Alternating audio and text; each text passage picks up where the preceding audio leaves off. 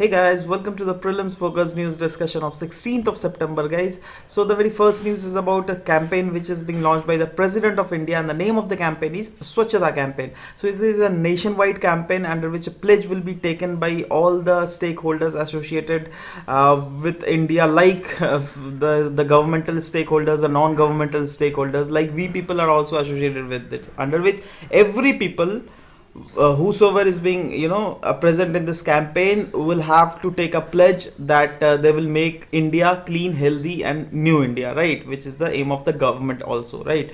So that's why the government has said that cleanliness is not only the responsibility of only the sanitation personnel and the government department, but it is a multi-stakeholder national movement in which every people has to coordinate their part to make our India a clean and healthy India, right? So it is also said that if there will be direct implication of this Clean India initiative to the health and sanitation of the person, and it will lead to the overall prosperity of our people of India, right? And it will also mobilize the people and reinforce the Jan Andolan for sanitation to contribute Mahatma Gandhi's dream of clean India, because Mahatma Gandhi have also seen a dream in which our India is very clean, right? So it is a kind of making his dream come true. Next is about a scheme which is known as SHAKTI scheme, guys. The full form of it is a scheme for harnessing and allocating Koyala transparency in India. So under it, there will be auction in the long-term coal linkages to the power companies. I mean, power companies will be given a long-term coal linkages by the auctioning procedure. So let's see a bit more about it, guys. The policy will award fuel supply agreements to coal plants already holding letter of assurance, which is being given by the our government, right? And thermal plant which are holding this letter of assurance will be eligible to sign fuel supply pacts under the new policy after ensuring all the conditions are met. Means there are certain terms and conditions which is given by the government of India.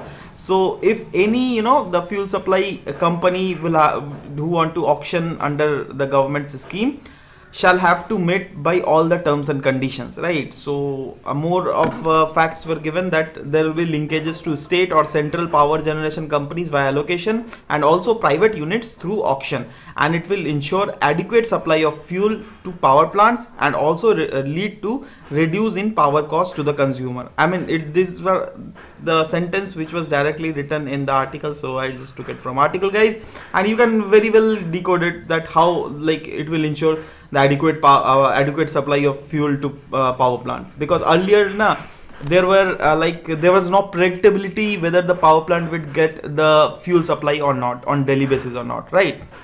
But after this coal auction thing, they will be given the charge. Okay, I have given the auctioning is done and everything is done, now you can operate the coal thing, right? So they will operate it themselves, means there will be no dearth of the coal fuel supply, right?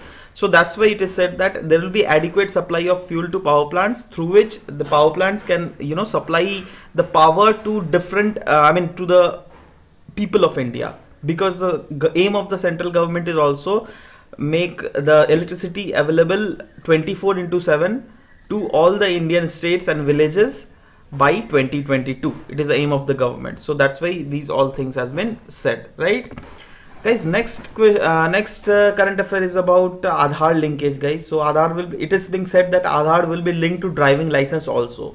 Now the ministries has only said it. I mean, they have not implied it anywhere, right? So they have just not given any sort of time frame, but still they have said that still we are doing some work to link this Aadhaar to the driving license, because at present it is being seen that one people is having many driving licenses, all right? So what happens is, say for example, I am doing crime, I have done an accident, and by mistake my driving license has fallen somewhere. So I'll tell that no, that is not my driving license, that is my fake driving license, because I have another driving license in my home. Because earlier people were having duplicated driving license, 3-4 licenses, right? So if at all you are falling under crime, then you will get your yourself clean by showing the driving license which you had in your home, because you have many driving licenses. Alright, so those kind of duplication will be reduced, and it is being said by government. And also government has said that it will enable the government to make a centralized database, which government has formed previous year only, and the name of the central database is SHAKTI. So this is a very good prelims focused trivia, guys. Just remember it. They might ask you anytime.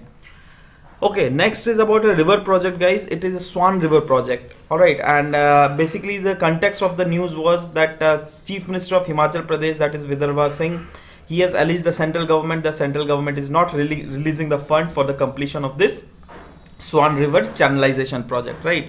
So see, the fact which I want to put forth in front of you is like Swan river project is constructed in Himachal Pradesh. That is only the thing which you have to remember.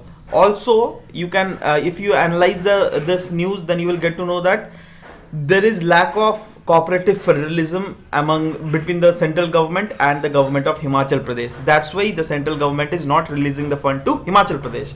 Alright, so these are sort of analysis power which you should grow it yourself, which is very important indeed for your mains preparation. Alright, next is about relief in the case of unnatural death, guys. This is basically a verdict has been come from Supreme Court of India, under which Supreme Court has directed all the high courts to take suo motu register of the petitions in case any prisoners, if there is any death of prisoners and that kind of death is an unnatural death. Means in case of unnatural death, means earlier what used to happen was there was death of prisoners, and even though it may be unnatural death, means death by violence of the inmates or the violence of the police officers, whosoever is being there in jail, right?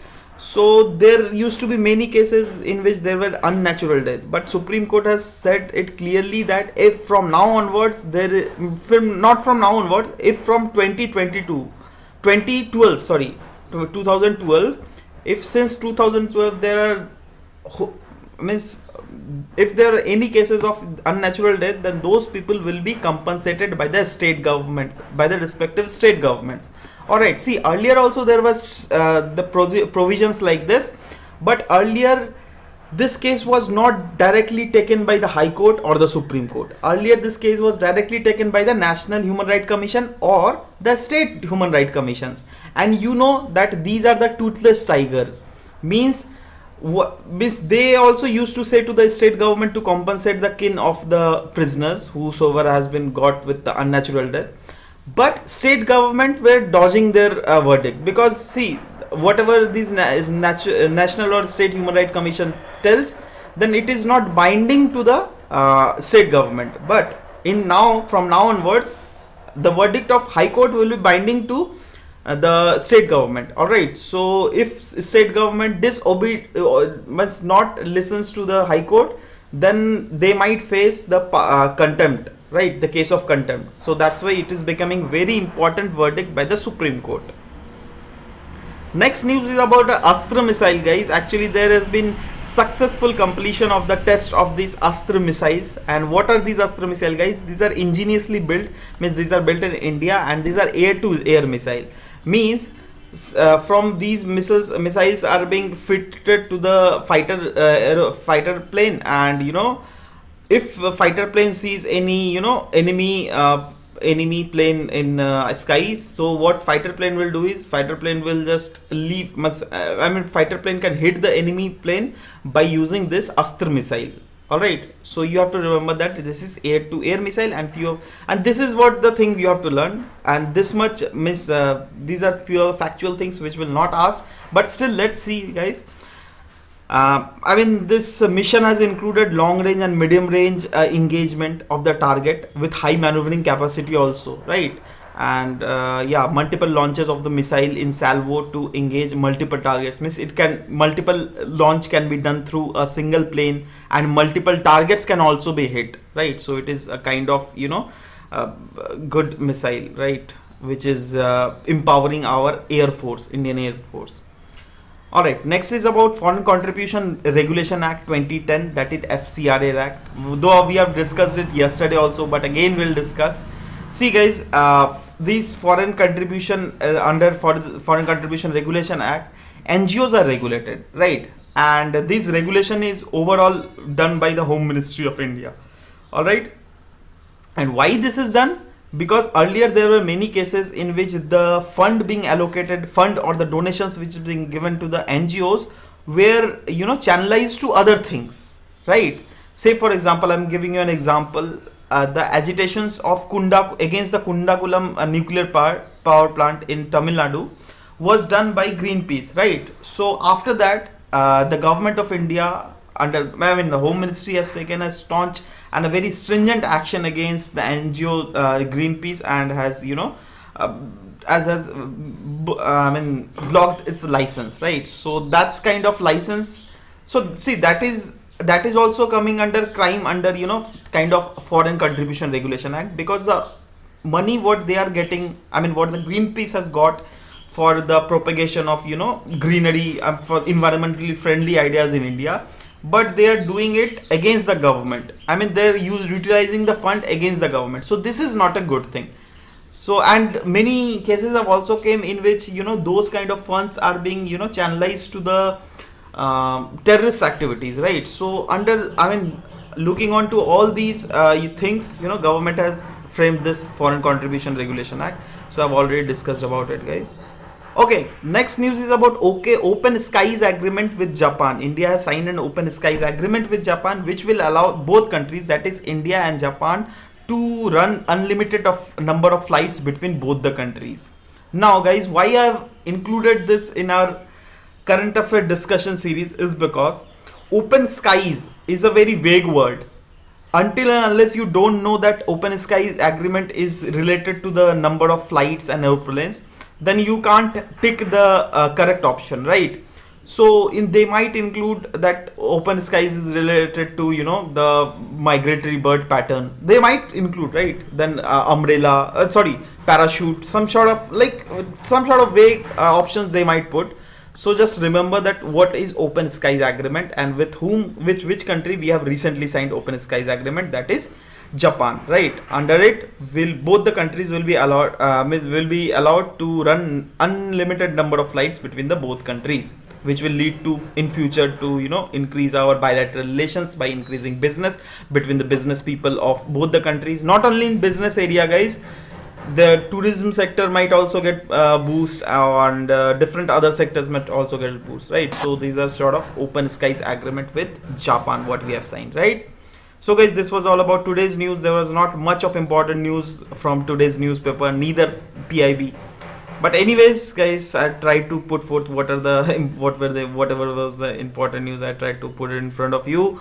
So yeah, guys, we'll meet in next class. Till then, bye bye, take care, and thank you for listening to me, guys. Thank you very much.